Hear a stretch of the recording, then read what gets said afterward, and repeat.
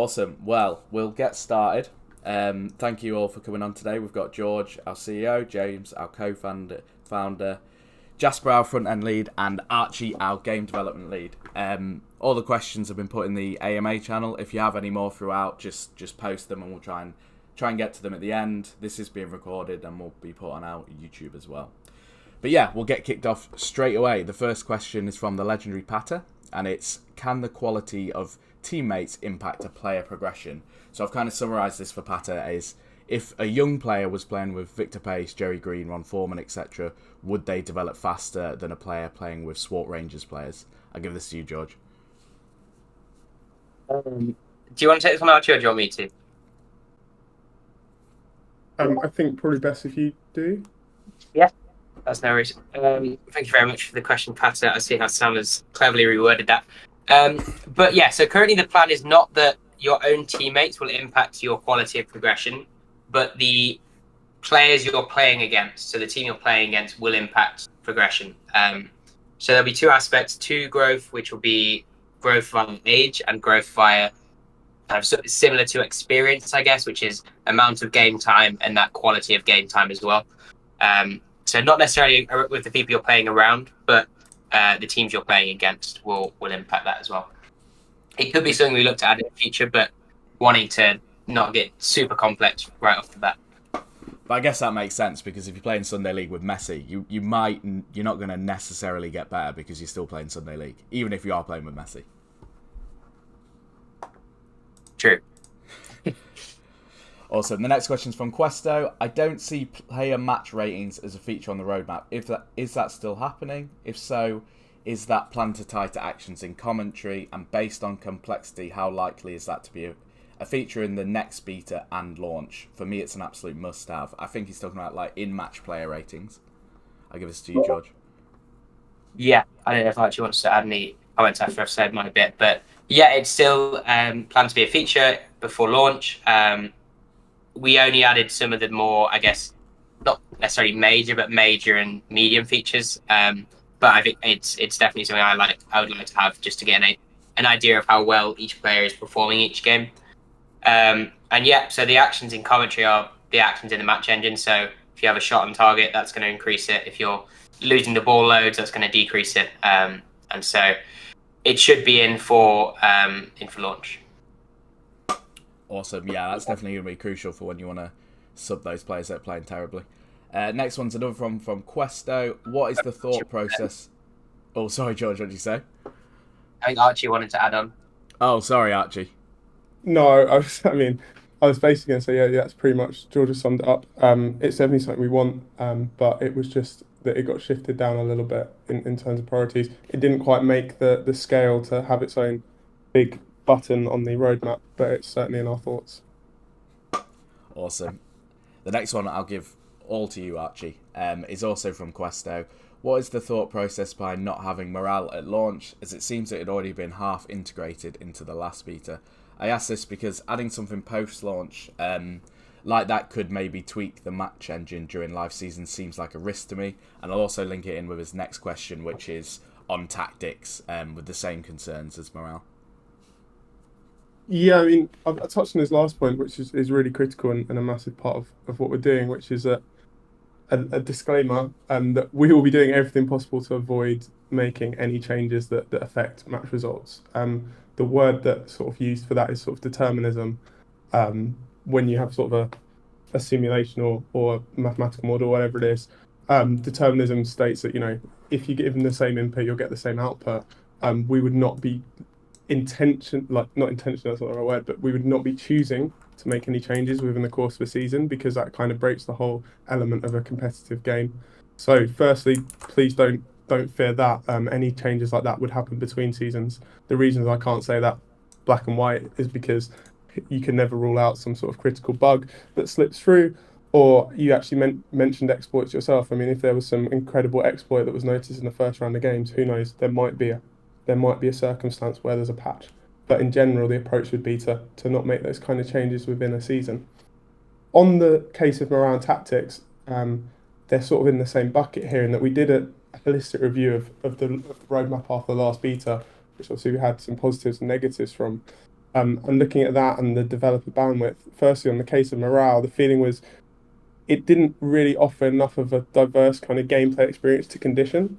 Yeah, they are two different things, but they are inherently the same thing, which is managing two different sort of essentially gauges of performance. Your condition if your whole team goes up, your condition if your morale goes up, and vice versa. And it doesn't sort of add that diversity, while at the same time it brings in a considerable balancing and design cost to the other parts of the team. So we felt that we could create that kind of I forget the word, it's almost like a survival game experience with condition where you're sort of balancing the condition of the players and making sure that you've got enough players available and that you're going out and buying them without then having the overhead of morale. Morale is a very challenging thing in games like this because how do you get that balance right between if you lose sort of 5 games, you could end up in a death spiral that you can never get out of. If morale has too much of an effect, if morale does not have enough of an effect, and it's sort of a pointless game mechanic in a way. So it's something that it was felt that the balancing and the design did not yield the returns we would want to get it out for launch or for the next beta. But it's definitely still on the roadmap. It's definitely still on the horizon. Question is also from Questo. Not launching with cup games. Firstly, think this is the right decision, as you would want to see some more detail on condition impact first before putting 2 games in a day. Based on all the betas I've been in and how condition has worked up to now, I wouldn't see the benefit on spending time on replays personally. Think straight to pens is the way to go. Thoughts? So I am. So my view on roadmaps that they can often become more confusing than not. Because if you give too much information, then you tie yourself to it, and if you go the other way, then you get these kind of situations. So I sort of had a look at all the things in the roadmap and was trying to work out what people could get confused about. And at no point did I think people would get confused about replays. But it obviously caused a lot of confusion just having the word replays on there. When we talking about replays, what we meant was the ability to replay your match as if you were sort of watching it live, or to have some kind of replay, because we realised that most people are not going to be around for every match. So would you like to log in and see sort of, a button that says, see match result, and sort of see an almost live view or maybe a match of the day style summary. So first things first, ref replays. Yeah, that was a bit of a misunderstanding in that we were actually referring to how to replay the match highlights, not cup replays. In general, I agree with you. I think that cup replays are a bit of they're already dying out of the actual game of real football, because obviously they had the monetary reward in real life, and that has declined as time has gone on. Not for clubs lower down the leagues, but in general. And I agree. I think launching with cups was probably not the right decision because it doesn't yield the returns we want. We need to get the leagues right. We need to get things like condition and tactics balanced for the leagues. If you start throwing cup games in and the probability of teams being in cups into the balancing, you're going to give Marco a massive headache. So the thought process was, let's get leagues right. Let's make everyone have a really enjoyable league experience, and then cups can come at the right time. When we decide to look at cups, I will be able to give you an answer on whether we think there's going to be match replays, but my gut feeling would be there's not going to be. I'm sure it'll be extra time and penalties, sort of the new way to go. Awesome. And a final thing from Questo, he said, overall the roadmap looks great. Next question's from Spud. Is the plan to still have only one more season of the beta before the first official season? When roughly do we expect to have that beta, and when are we expecting the first official season, George? Yeah, so it's still the plan to have one more sort of playtest before full launch, or one more season of the beta. We think we have a good idea now of what, as you hopefully see from the roadmap, of what needs to be in for the launch. So the beta will encompass a lot of that, particularly the must-haves. And then from there we can maybe, I don't know, there's a scenario in which that beta doesn't go well and therefore people think there's loads of stuff missing, and we end up adding some more development work and then doing another beta. But currently that's not the plan. In terms of timelines, being hesitant to give out any timelines, I think as we outlined in the last announcement, just because we don't want to sort of set expectations around that when we can't guarantee them yet. But as soon as we can, we will communicate. Awesome. The next question's from Paris. It's got a couple of questions in one. It's, how does the in-game currency work? Will it be a balance we can top up with our own money? If it is a balance we can top up with our own money, is there anything in place to stop it being dominated by people with the biggest pockets, e.g. salary cap, financial fair play, or some variation? I mean, I want to be able to come and put money into a hobby, but it could get silly. I'll give this one to you, James. Cool, thanks, Sam. So the first element of the question, tracing to like in-game currency. From the beginning of the game, then our plan is that in-game transactions will be conducted in some either stablecoin or in the kind of like longer-term card. I can't say anything about like longer-term plans for like in-game currencies. With that topic of own money, I guess it's like do you have some wallet which is tied to the game itself? Then you'll have your like club that you control. Can you elaborate on that, Sam? So the second part of the question. Yeah, the second point of the question is basically concerned with people taking like multiple teams taking advantage of team transfers, spending a lot of money. I think he's basically wants to be able to play the game without putting too much money in, and is scared that there'll be a bit of a pay to win aspect. Is what his concerns are. Okay, cool. So to be clear, we're not going to stop people monetizing as they want or getting as deeply involved in the game as they want. The key to balancing that is to make sure that the gains to be had from putting money in aren't constant, that there are diminishing returns to putting in cash. However, there's also the element in which people with different kind of propensity to spend invest time and money into the game. They will self-sort into these different leagues. So you'll probably end up playing against people within your league, against people who are putting in about the same amount of time and money as yourself. So I don't think, in the sense of, are you going to be playing against people who are always going to beat you? That's not going to happen. Unless you're extremely bad and you're at the bottom of Division 8, but probably not. Are you calling someone out there? I was also alluding to the NEWCEHAXMUNS question later. Do you want me to take the second bit of that question? I'd love if you could touch on the stuff about transfers, George. Sure, yeah, and I think a lot of what we're doing with the game is trying to make it similar to real life. Not always the exact same, but again, with that aspect that James mentioned, like, if you're only going to buy a Premier League club if you're a billionaire, right? So if you're going to buy a Division 1 club in Footium and then only put, say, 50 quid in a season, then it's probably not going to perform very well. There's maybe a world in which you can keep them up and win some prize money and then put that back in. But if other people are buying up legendary players and the best players in the game, then it's probably not the right level to enter at. But the goal for us is to make a game where you can sort of buy a Division 8 club and move that up through the leagues without putting much money in at all if you are very skilled as a manager. So it doesn't require spending in order to do well. But obviously, if you spend, there's as long as you invest and spend in the right things, there is ways you can gain from that, but it's not guaranteed and it's not necessary in order to achieve promotion and to achieve prizes effectively. On the aspect of people with multiple teams taking advantage, I think we've put a lot of thought into it because, especially with a game like this in Web3, there is only a certain amount of stuff we can stop, as all of the players are NFTs and exist outside of the game as well as inside of the game, or well, they exist outside of the game and then you can use them in the game. There's no way we can stop people from taking it out of the game and sending it to another club for free or anything like that. Same with things like that loans. So the idea on our side is not to try and stop it because it's impossible, but just to disincentivize it. So if you say have a registration period for players, which has been suggested a few times by different community members, then it stops people moving players between clubs game by game, or they're in the final 5 games of the season, they're in the playoffs, they want to go up, they buy loads of good players. If there's a registration period sort of at maybe the start and middle of the season, then that isn't possible. So there's a lot of different exploits we always sort of have an eye on, and Marco's particularly good at spotting them as well, coming from a data science background. So yeah, it's definitely something we have in mind, and it's also good to have community members sort of suggesting potential areas like this that are concerns, but generally we do have it top of mind on most features. I'm sure it's probably impossible to find all the aspects that could be exploited, but we'll do our very best, and any that do perhaps make it through will be minor, or in a world that's perfect there won't be any at all.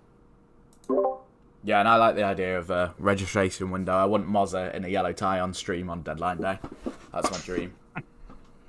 Next question is from Bencho. I really like the feature roadmap, so we can see what we're going to get in the first official season, but why do you have advanced tactics as a post-launch feature? And what is advanced tactics compared to the tactics that's in the should have section? I'll give this to you, Archie.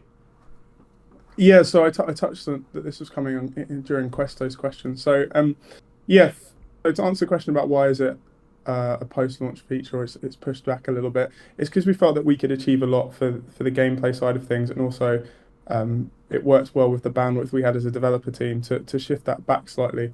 So what will tactics look like when we say on the roadmap, what's a must-have? And in that regard, we're talking about formation. Obviously, you can do it at the moment, changing the formation. The style of play, whether you're attacking, defensive, ultra-defensive, that kind of thing. That's sort of your mentality, style of play, your team selection. And then obviously, as you make substitutions as a manager, that is your tactics. That is how you can approach the game, and that is what we're looking for. What we should have, and the sort of should have portion, is bringing in the more complex disciplines, which I guess would be tactics that change the shape of your team within a formation. So there you're looking at the directness of play, so how quickly you move the ball back and forth up the pitch, the pressing, so where your base defensive line is and how aggressive you're going to be. How many tackles you're going to attempt in the final third, your attacking final third, but when the other team's in possession. And width as well, so how wide your players are going to be and how open you are to sort of being played through, I guess, because it's defensive and attacking. So that's kind of the should have element. Then the tactics in the sort of post-launch is just looking at the more granular controls of those decisions. Tactics is an interesting one because it's sort of a piece of string game where you could go very, very, very in depth, but the more in depth you go, the more you kind of lose that sense of control.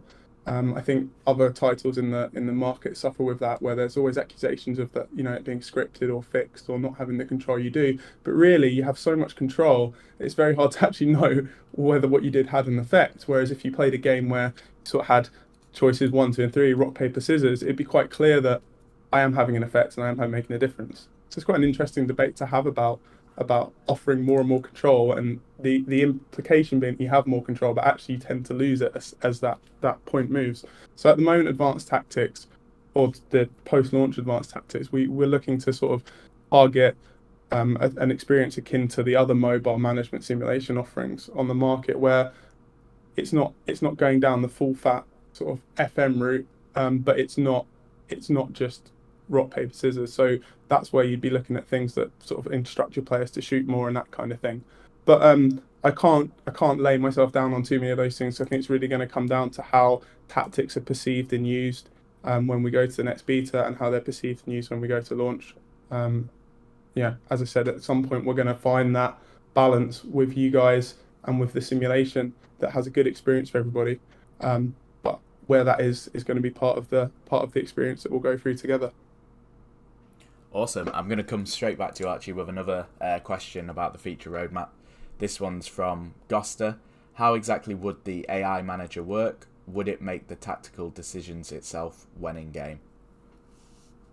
Yeah, so the purpose of the AI manager is mainly for the extreme situations. So it's got snuck into the roadmaps as a big priority, because what we want to really avoid is a situation where you're not here. So say Goster, who asked the question, his team is AFK, he's not around, he's on holiday, who knows, and his keeper gets injured in the second minute. What we don't want to happen is him not to play with the keeper for the rest of the game. So we need an AI manager of some level to come in and make that sort of decision. The other reason we really need it and want to develop it is for testing purposes. We want to see how the tactics play out against each other. We're currently doing that at the moment, but it's not dynamic. So what we want is some kind of AI who's going to make sensible tactical decisions that allows us to basically play our engine against itself and see if there are exploits and try and find them before you guys get your hands on it and find them yourselves. So the short answer is yes, the AI manager will be able to make tactical decisions, but that doesn't mean that they will once it goes into production. So the idea of it in production at first is to avoid the extreme situations, and then it's up to the designers and the team as a whole and the community to have that discussion about how much we want a sort of AFK AI manager to have control. We will certainly be trying to limit it, because we really don't want a situation where it's in your interest and to obviously not be online. That's not what we want at all. But we really don't want people to have an awful experience because their internet's gone down and now they've got hammered.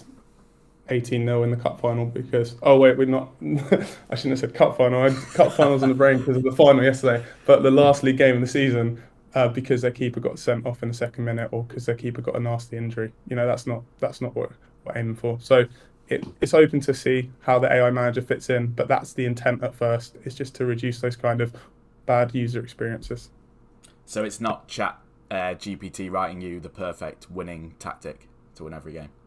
If they do an update to ChatGPT that takes into account Footium tactics, then feel free to use it. It'll be interesting to see.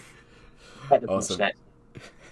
The next one's from JG Web3. My question is about the transfer market in the in-game currency. Will there be a transaction fee on transfers, etc.? Give this to you, George. Yeah, so there'll be a transfer fee of a percentage of the player's cost, and that will go into the prize pool of the purchasing club's division. So it's one of the sources of the prize pools. So if you're in a league or division where there's a lot of transfers, a lot of high value transfers, then that will mean that your probably league getting a bit more competitive, you'd imagine, but also that that prize pool for that division is growing in size as well. So sort of a correlation there, I imagine. But yeah, I mean, that's everything I've got to say on that one. Awesome. We've got another question from John. Once we are live, will there be a D-app to play the game on? Jasper, I'm finally coming to you. Hooray! And I've been looking through some of the questions as well. I can combine all the answers that I need to give today, because the original question about a D-app, not sure what is meant by a D-app per se, because in my opinion, it's just a decentralized application, as in one that interacts with the blockchain, which we kind of already have. But I'll twist the question to also answer some of the other questions, as in, will we have an actual mobile app? The current things that we're doing to try to make the website fully responsive will be our main source of having something working on mobile. Especially with the latest updates to the iOS operating system, we will be able to have progressive web apps that have notifications built in on iOS as well. It's been possible on Android for a few years now, but finally Apple is confirming to the spec. So that will be our main focus, to ensure that you can play it on mobile and hopefully also have the notifications built in. So that's, I think, the answer to this question as well. Awesome, thank you. Next question from John. Will Footium guarantee prize pools? If there are very few transactions in a division, will Footium guarantee a minimum prize pool? James. Cool. So we will not be guaranteeing a minimum prize pool because we don't want to subsidize prize pools. And I think, and we've talked about what prize pools are made up of, and prize pools. I guess it's like implicit in this question that JG John understands. Prize pools are derived from the transactions within your league, and then if we have this minimum prize pool, then we'll be kind of putting spending in from our treasury. We'll be reallocating from other prize pools. And our kind of key priority within structuring prize pools is to make sure it's sustainable. And the concern would be that if we end up subsidizing them by guaranteeing a minimum, and this minimum might be imperfect or set too high, then it doesn't necessarily incentivize the behavior that we want. And I am not a fan of the idea. Okay, cool. Yeah. We outlined that quite a lot in the initial prize pools article, as well as that focus on sustainability, because I think as soon as I hear in Web 2 or Web 3 games like guaranteed prize pools, it just screams football index situation where there's no transparency on how much money the company has, and they're guaranteeing these prize pools to try and get more players, but it's more than they can afford, and then you get a terrible situation. So our focus from the offset has been making sure it's sustainable, rather than trying to guarantee a minimum amount per season. Awesome, cool. Next question is from Paris. Will there be a day-to-day running cost for the team, staff and player wages, maintenance? If so, will the minimum prize fund normally cover this? Just trying to get a feel for if it would be possible to run a club without having to dip into my pocket. James. Can you... No. Oh, no. Sorry. Basically, no. There's not going to be any type of fee like that. not a running cost as such. There'll be recurring costs which you can optionally tap into, such as minting your players. However, yeah, that's not the same as like a continuous pay to play. Yeah, awesome. Next one's from Dylan. Will there be an option to restrict assistant manager roles, i.e. transfers only, lineups only, or both? I'll just pass this back to you again, James. The answer to that is yes. We've spec'd out aspects of this. It's very clear. It's not that difficult to kind of allow for some granularity in system manager function. It's something you'd like to do. Awesome. So you're not going to have your assistant manager betray you and send all your best players to a different team? You can, but if you give them the chance to do so. I think the nuance there in like the way Yes. you can look at edges is two solutions. So one, which is like a game implemented solution where people can make sort of tactical changes, formation changes, things like that, but they can't do anything such as that requires an execution of a transaction. So transfers, academy mint, spending money. Whereas there's another solution in which you'd be able to do that and be more of a sort of loaned the club, for lack of a better word. But yeah, there will be that granularity overall. Awesome. The next question is from Dylan again. At what point does Sam get relegated from the Footium team for successive relegations? This is not a great question because I am going to win the league next year. I'm going to put a wager on it with Dylan on winning the league. And also, you have to remember, there's a lot of Footium team members that get relegated. I think Atkins got relegated 3 times. George has definitely got relegated twice. James has definitely got relegated. So Not every time. Newcastle gets all this slander. What did you say, sorry, George? We don't go about saying we're going to get promoted. I know I'm bad, so I just I keep quiet. Yeah. Yeah, you end up getting proved wrong. I literally started this statement with, we're going to make a wager that I'm going to win the league, so maybe I just need to shut up a little bit. Next one. The funny thing is, on our test environment, you are actually number 1 in Div 1, Sam. Not sure if you Really? noticed it. Yeah. And that's because I've not touched it.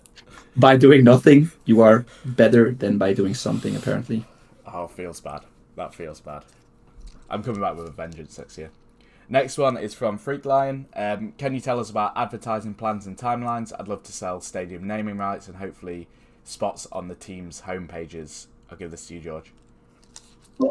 Thank you very much. So it's not something we've done development work on yet at all.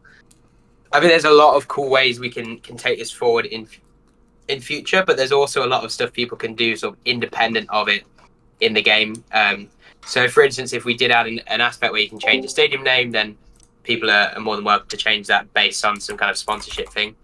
But I think the first step on our side is doing things that sort of bring larger sponsorships to the game as a whole, such as sponsorship of divisions and cup competitions when they come in, kits, things like that.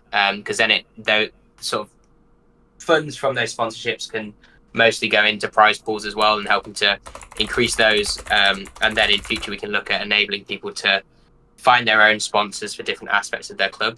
But I don't think there's anything holding anyone back from doing that outside of the game and socially and having that kind of presence before that becomes a kind of technical feasibility in the game as well. Awesome. Cool. The next question's from Jake. How is the mobile optimization going? I know you touched on it a little bit, Jasper, but are there any particular pages or areas you've been reworking on mobile recently? Yeah, we just finished the tactics page, which was the biggest one because you have like all this drag and drop on desktop, which we had to find a solution for on mobile, of course, because there is no drag and drop functionality there. Page-wise, I feel like we're done with most of the pages now. The only one that's left is the live match page, but we are in the process of rebuilding that in a way. So we didn't want to touch upon it to not do any work that we will have to scrap later anyway. So that's the only piece that we still have left. And with all new functionality that we're adding, we're making it responsive from the get-go because now we don't have to cut corners like we did for the previous beta. So we shouldn't be building up any more mobile depth. So everything will be mobile from day one now. Amazing. I know that'll be so exciting for a lot of people playing on mobile. Got another question from Jake, a question about building on Footium. Does the Footium team think it's important to allow builders to build projects on top of Footium as a game? If it is important, what steps are the team making for this to be easier and or possible at all? Is there any interesting ideas for projects that could be seen built on top of Footium? Yes, I'll take this one. We've got a builders channel currently. There's a few people that have the builders role. There's not been too much activity in there recently, but if anyone wants the builders role, just send me a DM on Discord and I can give you it, and you can get in the channel. There's been a lot of good discussions now in the past on all sorts of things that I don't fully understand, but it's really good. And we've got the community fund as well. We've approved a couple of grants, and we're almost in the process with approving another for something that's going to be built on top of Footium. So there's a lot of exciting stuff happening with that. It's something we really want to do. We want to empower anyone to create things on top of Footium because it just adds to the game and the excitement of it all. So if anyone has any ideas, just feel free to post them and get in the builders channel as well and start discussing it with other people.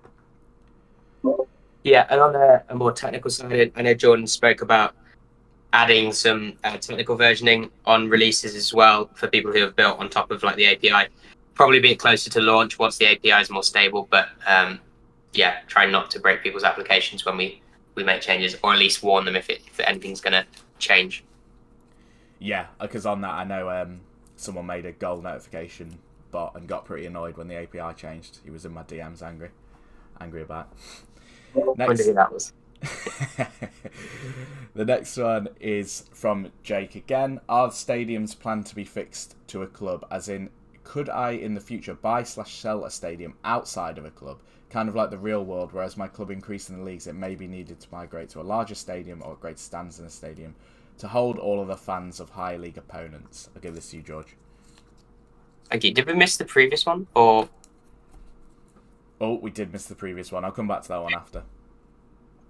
so initially, yes, they will be fixed to a club. In the future, I would say maybe. I mean, there's some very cool things we could do with stadiums, such as potentially turning each stand into an NFT that can be bought and sold on a secondary marketplace, and all these wonderful things that Web3 allows. Whether we will do that, it's still a decision. And I think there's also some other cool things in future of perhaps in the future, if Footium starts building other sports management games, then using the same stadium across different sports could be a pretty cool feature as well. So I think not for the near term, but that could change in future. Awesome. Yeah, and I'll go back to Jake's final question. Will the game engine of Footium ever be open sourced or even perhaps audited? If the answer is no, how are we to verify that the game engine is not hard coded to allow some clubs to be stronger than others? James. Thanks, Sam. So I really like this question. I think the way that the game engine has been structured thus far kind of lends itself well to be able to verify its fairness. As I think Archie touched on it earlier, how the game engine is deterministic. And it's deterministic in conjunction with some particular source of randomness. And then I don't think open sourcing it for us makes sense in kind of the short, medium, or pretty long term. Because it's a core piece of our IP, and someone to replicate that would not make sense from a business perspective. However, there is the angle that you kind of touched on there, Jake, about audits. And so you can get certification from like gaming standards bodies to verify the RNG and the nature of the actual game. I think it's something that's interesting for us to pursue.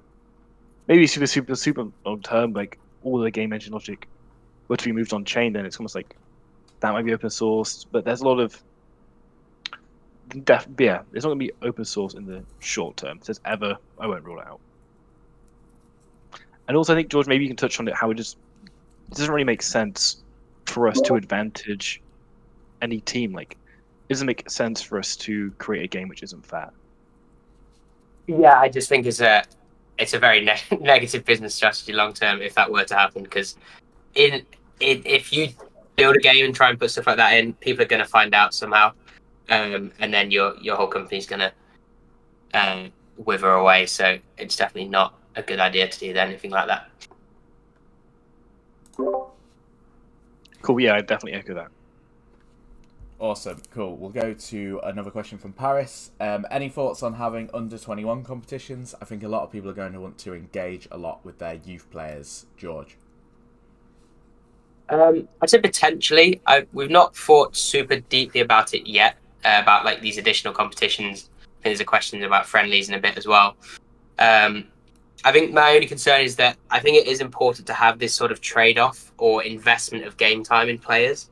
Because if you say are a club and your average rating of players is 50, and then you get an academy player through who's 40 rated but 4-star potential, so they could grow to something, I don't know, a 60, 70, 80, which would be much higher than your current squad, then it's then the choice of the manager. Do I play my, say, 50 rated centre mid who's 30 years old, 2-star potential, because they're better than this 40 rated youngster, or do I sort of invest that game time into the youngster so that they can grow faster and reach that potential?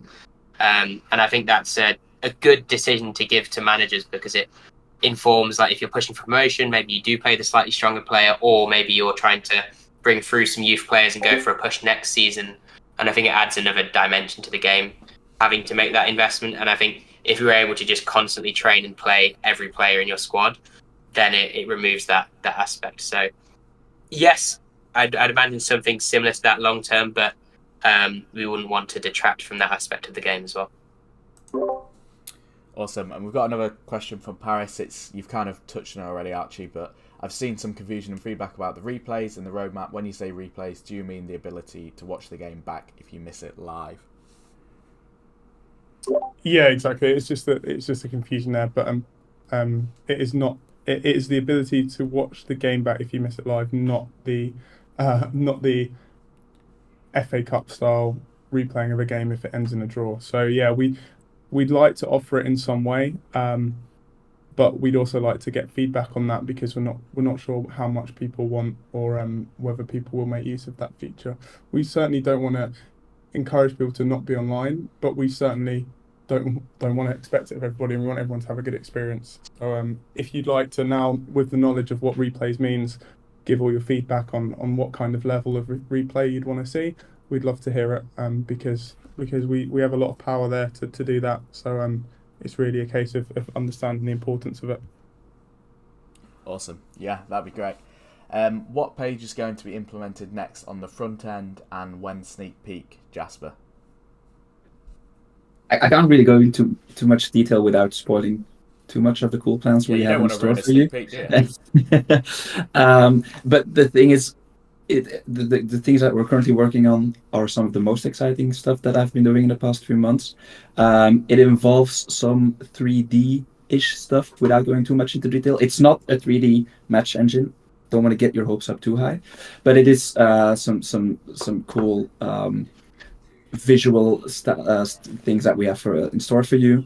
Regarding the sneak peek, Sam has been pestering me about it, and it should be coming soon, I think.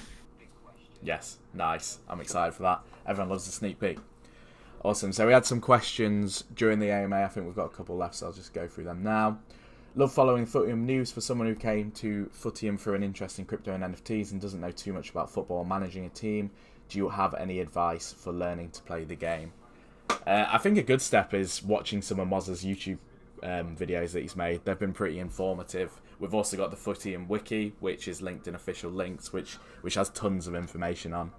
And hopefully, if you've not played any betas yet, the next beta should contain all the teams, and we're going to implement various tooltips as well on different tactics and different things like that, so you can get more of an understanding of how to play the game. I don't know if anyone has anything more to add to that, but yeah.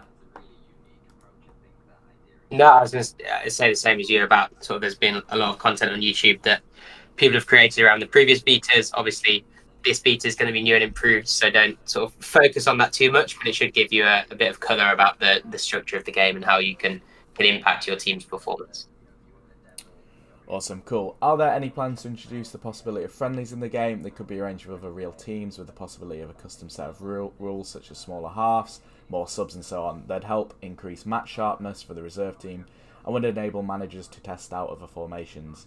They should decrease stamina and affect morale the same way a normal match would. A team from 3rd tier losing a friendly to 8th tier should impact negatively the morale of a stronger team should they lose, and boost the lower tier should they win. I'll give this to you, Archie. Yeah, so firstly, I'd struggle to see that not ever being part of the Footium journey at some point, and I'm certainly not against the idea of friendlies. A little anecdote is that one of my first proper grown-up programming jobs was designing and then programming the experience of like a friendly matchmaking system, which just allowed users to play against each other for this exact purpose. So on the face of it, I think features like friendlies are a natural, like healthy way for people to dip their toes into the game and to learn more about how to play it without obviously the kind of competitive edge. But the question is always with a startup like ours is our main restriction is bandwidth, and where can we put that bandwidth and where can we put that effort in? And the truth is, it doesn't occupy a massive priority at the moment. I think you touched on it a little bit, even just considering the design implications and knock-ons. Though you were presenting them as positive, it's all things for us to balance further. So, yeah, it would be great if we don't currently have a sort of match sharpness thing, but say we had that and you increase your match sharpness, well then we'd have to rebalance whole leagues for players who play N friendlies or no friendlies, and it just adds that extra dimension, and that doesn't include condition going up and down. What about player development? Playing all your youth players. We talked earlier about depending on the level of the opponent, you would develop further. So then it'd be in your interest to just schedule back-to-back friendlies against really good teams and play all your youth players, and we'd have to balance that. We'd have to balance that for every user. So the truth is, I think the positives you outlined there about finding out about what other formations your team could play, we could probably achieve that kind of information and feedback loop to you in other ways, potentially, if we felt that was something to do. As mentioned, I think at some point friendlies will exist, but they're certainly not a priority at the moment, and I think we would achieve the positive feedbacks that you mentioned by other means. Cool. So the next one is why is there no rough date for the first full season of Footium, George? Yeah, so I think one of the things we've done in the past that people have rightly been a bit annoyed by is trying to give these exact deadlines a way out when there is, especially when you're building one, a very novel product, and two, trying to build a novel product and setting timelines when you don't also know the exact feedback you're going to get from community members as to what they want and need in the initial version of the game is almost an impossible task. And we've learned the lesson from the last beta of trying not to set those exact timelines and more give ideas of what's going to be in the game and what order it's going to be prioritized, because I think that's the most important thing.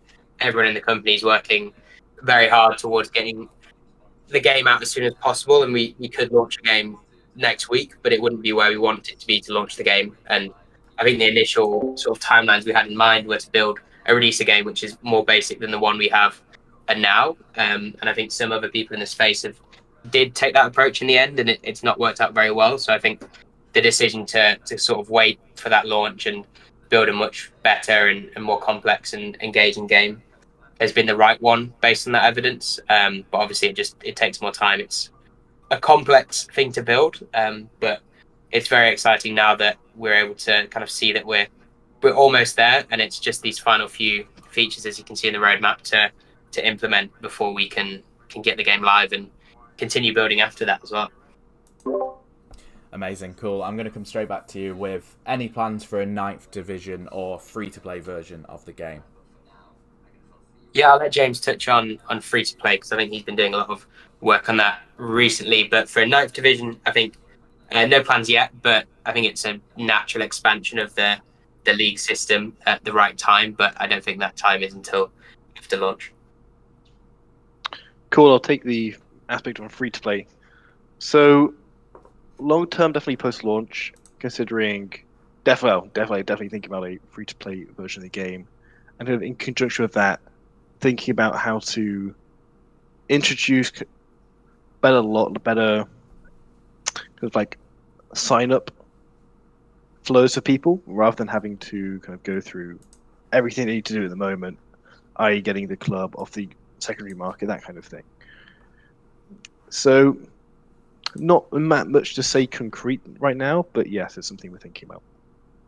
Yeah, I think on the free-to-play side as well, the main thing is it won't affect the normal game economy. It's more just the goal is really to give people a chance to try the game out and play the game and see what it's like before having to commit to spending what is currently a couple $100 to get a club. Obviously, in the future with more divisions, that might become cheaper, but still, it's like most games on the app stores or like on the PS stores will have like demos and things like that you can at least try the game before having to commit to buying it. So I think having something like that, and as James mentioned, the easier inbounds for Web 2 gamers that have sort of come across this and want to get involved, because the current like Web 3 onboarding experience for almost all Web 3 games is pretty poor. So it's definitely a focus of ours long term to grow the game further. Awesome. I feel like we've ran out of time, so if there's any extra questions in the channel, we'll answer them before closing up the channel. But thanks so much for coming on, guys. Super insightful as always. Thanks to everyone that listened and asked the questions. Highlights of this will be uploaded onto YouTube tomorrow as well. But yeah, thanks for coming on, guys. Have a good evening. Thanks, guys. Bye, everybody. Bye. Bye.